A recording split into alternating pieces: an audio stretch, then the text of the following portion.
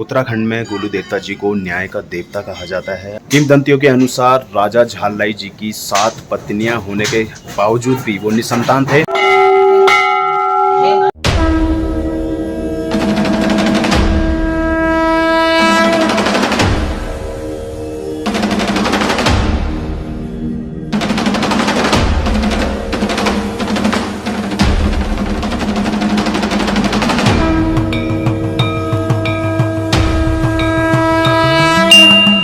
जय हो भगवान।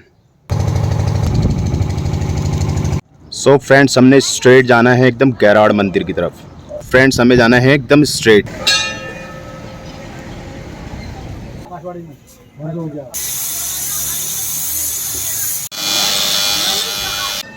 नमस्ते मेरे प्यारे दोस्तों, यूट्यूब की फैमिली, कैसे हैं आप सब। द टेम्पल ट्रैवलर पहुंच चुका है आज चितई गोलू देवता मंदिर। ऋग्वेद में उत्तराखंड को देवभूमि कहा गया है। ऐसी जगह जहां देवी देवता निवास करते हैं। हिमालय की गोद में बसे इस पावन, इस खूबसूरत क्षेत्र को मनुष्यों की पूर्ण भूमि कहा जाता है। मंदिर का निर्माण चंद वंश के एक सेनापति हुआ करते थे। तो मंदिर का निर्माण 12वीं शताब्दी में किया गया है। उत्तराखंड में गोलू देवता जी को न्याय का देवता कहा जाता है। और अब आपको देखने को ऐसा मिलता है कि गोलू देवता अभी भी न्याय करते हैं। इसके पीछे मैं बताता हूँ कि पहाड़ों में क्या होता है, जागर लगता है ना, जागर जगरी वो होता है। तो गोलू देवता की उत्पत्ति वहाँ जागर में की जाती है। तो अभी भी ऐसी मान्यता है, ऐसी श्रद्धाएं हैं कि गोलू देवता अभी भी न्याय करते हैं। मैं गोलू देवता जी के मंदिर के बारे में पहले एक वीडियो बना चुका हूँ घोड़ाखाल में, आप जाकर देख सकते हैं उस वीडियो को। तो ऐसी मान्यता है कि यहाँ पे अर्जी लिखने से आपकी सारी मनोकामना पूर्ण हो सकती है। अर्जी, बाकी मनोकामना पूर्ण होने के बाद आप अपने हिसाब से, अपनी श्रद्धा के हिसाब से कुछ भी चढ़ावा कर सकते हैं। किंवदंतियों के अनुसार राजा झालराय जी की 7 पत्नियां होने के बावजूद भी वो निसंतान थे। तो राजा जी ने यज्ञ करवाया। यज्ञ में भैरव जी ने उनको दर्शन दिए, बोला अब राजन 8वां विवाह कीजिए। तो राजा झालराय जी ने 8वां विवाह माँ कालिका जी से रचाया और तब जाके गोलू देवता जी की उत्पत्ति हुई। गोलू देवता जी को महादेव का रूप भी माना जाता है। तो माँ कालिका जब गर्भवती हुई तो 7 रानियों में द्वेष पैदा हो गया अंदर से कि ये गर्भवती हो गई हैं। अब उन 7 रानियों ने द्वेष में आकर क्या करा, प्रसव के दिन बच्चे की जगह पे सिलबट्टा रख दिया और कह दिया कि ये तो आपने सिलबट्टे को जन्म दिया है। फिर उन्होंने क्या करा, बच्चे को गौशाला में फेंक दिया ताकि गाय उनके पैरों से कुचलकर मर जाए बच्चा। लेकिन ऐसा हुआ नहीं, क्योंकि वो स्वयं भगवान हुए, गोलू देवता जी हमारे शिव जी के अवतार हुए। उन्होंने क्या देखा कि गाय माता अपने घुटने टेक कर उस बच्चे को दूध पिला रही है। फिर रानियों ने देखा, वो एकदम चकित रह गई। इसके बाद क्या हुआ, रानियों ने उस बच्चे को नदी में बहा दिया। बच्चा बहते बहते किसी मछुआरे के हाथ पे लग गया। तो उस मछुआरे की, वो भी निसंतान था, उस मछुआरे ने उस बच्चे को पालन पोषण करा। अब गोलू देवता जी धीरे धीरे बड़े होते रहे। एक दिन वो घूमते अपने घोड़े पे घूमते धूमाकोट पहुंच गए। तो धूमाकोट में 7 रानियां नदी में, तालाब में पानी भर रही थी। तो गोलू देवता जी ने बोला पहले मेरा घोड़ा पानी पिएगा, बाद में आप पानी भरेंगी। इस पर क्या बोला रानियों ने बोला कि मूर्ख, काठ का घोड़ा भी कोई पानी पीता है। फिर गोलू देवता जी ने उनको जवाब दिया कि क्या महिला के गर्भ से सिलबट्टा पैदा हो सकता है। ये सुनकर वो एकदम रानियां डर गई बुरी तरीके से। फिर राजा जी के पास गई रानियां शिकायत लेकर। उन्होंने साबित कर दिया गोलू देवता ने बाद में कि मैं ही आपका बच्चा हूँ। उन्होंने बोला अगर मैं आपका बच्चा हूँ तो माँ कालिका का दूध सीधे मेरे मुंह पे लग जाएगा। ऐसा ही हुआ, राजा ने भगवान को गले लगा लिया अपने।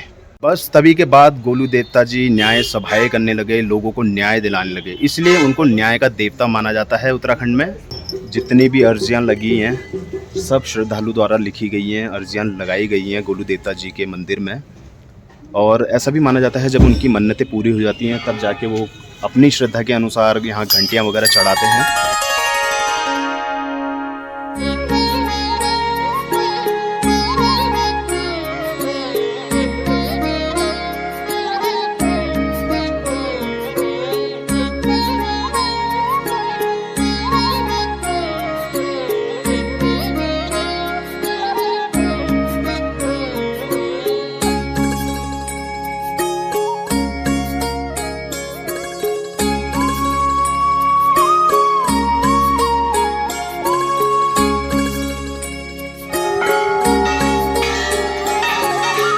घंटियों के इस मंदिर में दोस्तों आपकी नज़र जहाँ जहाँ पड़ेगी आपको अर्जियाँ, लिखी हुई अर्जियाँ और घंटियाँ जरूर मिलेगी देखने को।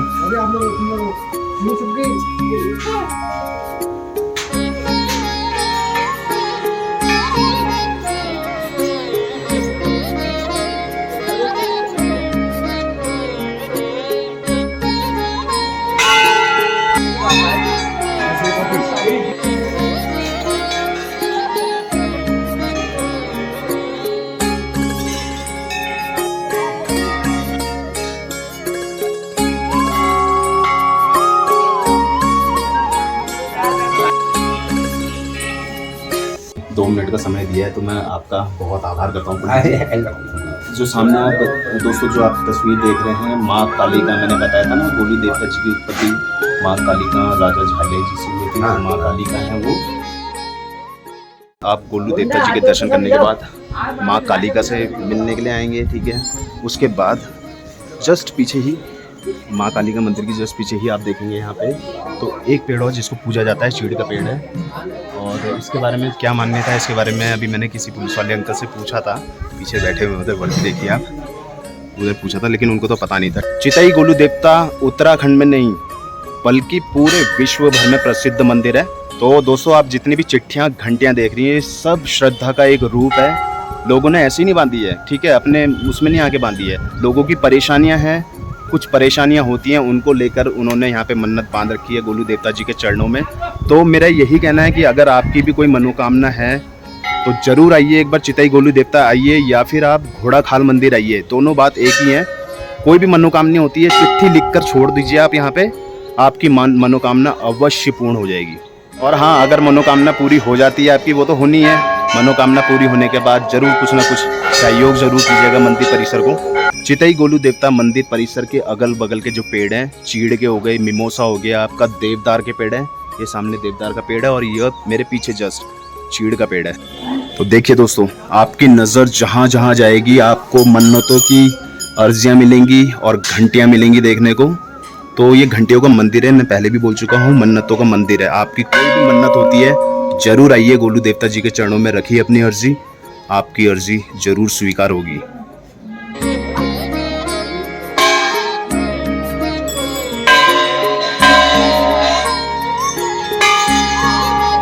से जरूर बच के रहिएगा। आप जो भी प्रसाद की थैली लेके आ रहे होंगे आपके हाथ से छीन सकते हैं, नुकसान नहीं पहुंचाएंगे, बस प्रसाद गोलू देवता।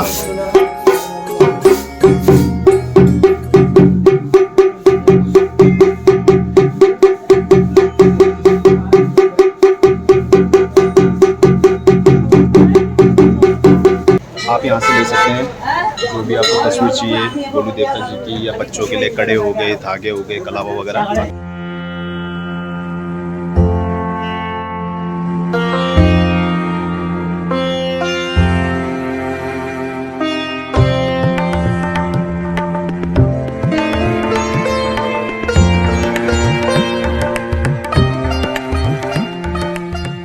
तो मेरे दोस्तों, जब भी आप चितई गोलू देवता आते हैं तो आपको एक मंदिर और मिलेगा रास्ते में, डाना गोलजू मंदिर। तो जब भी चितई आते हैं तो डाना गोलजू में भी मन्नत मांगिए। रास्ता ये वाला जा रहा है चितई गोलू देवता का, ठीक है, ये अल्मोड़ा का निकलेगा सीधे, मेरे अल्मोड़ा से आया सीधे चितई गोलू देवता और पीछे है मेरे डाना गोलजू महाराज। तो जब भी आते हैं, कभी आप उत्तराखंड में चितई गोलू देवता अल्मोड़ा कभी भी आते हैं तो डाना गोलजू जरूर आइए और ज़रूर कुछ ना कुछ मांगिए, मन्नत मांगिए, आपकी मनोकामना अवश्य पूर्ण होगी दोस्तों। तो चलिए अंदर चलते हैं, मैं जा रहा हूँ मंदिर के अंदर। जब भी आप रमणीक जगह पे आते हैं हमारे गोलू देवता जी के चितई गोलू देवता में, तो डाना गोलजू आना कहते हैं कि माना जाता है कि यहाँ पे भी मत्था टेकना ज़रूरी है। तो जब भी, वैसे आपका रास्ते में पड़ेगा चितई गोलू देवता से, अगर आप अल्मोड़ा की तरफ को आएंगे, चितई गोलू देवता घूम के रास्ते में ही मंदिर है आपका। तो मंदिर चितई गोलू देवता से 1 किलोमीटर की दूरी पे अल्मोड़ा वाले रोड पे ही पड़ेगा आपको। तो रास्ते में पड़ेगा तो जरूर माथा टेकिएगा। सामने हमारे गोलू देवता जी विराजमान है अपने घोड़े पर।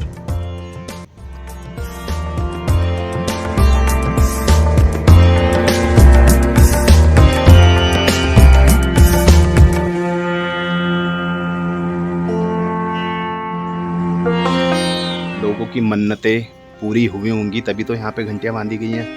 तो आप यहाँ पे भी घंटी वगैरह अपनी मन्नतों का अर्जी यहाँ पे भी डाल सकते हैं, आपकी मनोकामना अवश्य पूर्ण होगी। आप विश्वास तो कीजिए।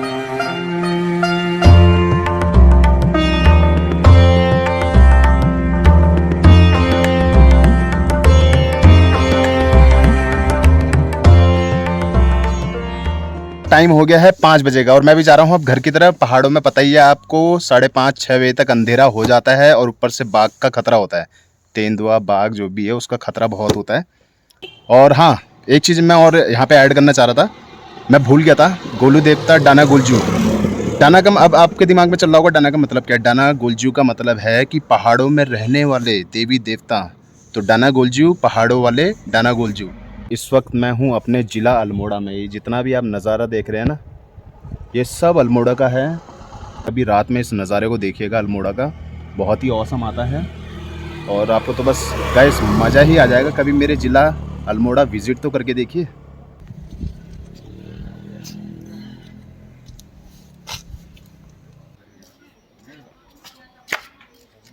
आप देख पा रहे हैं नहीं देख पा रहे हैं, टाइम भी हो गया है 6:45 का। पहाड़ों में देखिए कितना अंधेरा हो गया है पूरा। वो हम नीचे वो उस रोड से आ रहे हैं, ठीक है, वो सिर्फ रोड है जो। Very good morning. आज दिन है सोमवार का, दिनांक 13 फरवरी 2023 और मैं भी निकल रहा हूँ अब घर की तरफ। काम हो चुके हैं, जिस मकसद से आया था वो हो गया है मेरा पूरा। अब मैं निकल रहा हूँ घर की तरफ। शाम की ड्यूटी है, सोमवार है। अब यहाँ से लगेंगे मेरे को कम से कम 4 घंटे पहुँचने में। तो ठीक है गाइस, इस ब्लॉग को मैं यहीं पे ख़त्म करता हूँ। और हाँ, आप लोग जो मेरे को प्यार दे रहे हो ना गाइस, बाय गॉड मैं यही कहूँगा कि बहुत अच्छा आप मेरे को सपोर्ट कर रहे हो। इसी तरह करते रहिए। द टेम्पल ट्रैवलर आपको इसी तरह से वीडियो पे मिलता रहेगा, नई नई जगहों पे मिलता रहेगा आपको। तो इस ब्लॉग को यहीं पे एंड करते हैं गाइस। अपना और अपनों का हमेशा ध्यान दीजिएगा।